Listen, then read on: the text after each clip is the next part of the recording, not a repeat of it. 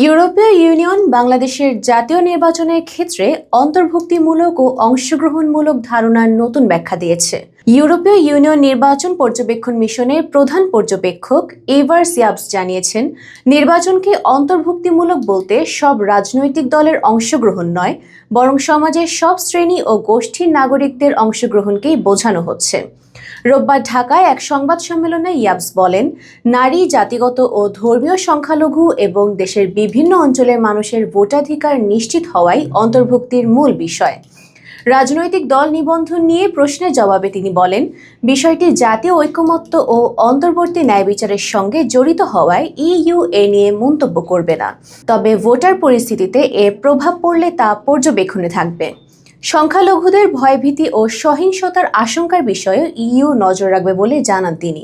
বাংলাদেশ সরকারের আমন্ত্রণে আগামী 12ই ফেব্রুয়ারি সংসদ নির্বাচন পর্যবেক্ষণে ইইউ এই মিশন পাঠিয়েছে। 2008 সালের পর এটি বাংলাদেশের জন্য ইইউর প্রথম পূর্ণাঙ্গ নির্বাচন পর্যবেক্ষণ মিশন।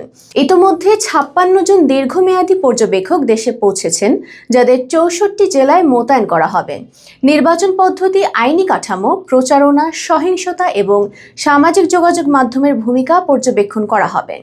এভার সিয়াবস বলেন, ইইউ নির্বাচন পর্যবেক্ষণ করবে, তবে ফলাফল অনুমোদন করবে না। নির্বাচন শেষে 14 ফেব্রুয়ারি প্রাথমিক প্রতিবেদন এবং 2 মাস পর চূড়ান্ত প্রতিবেদন প্রকাশ করা হবে।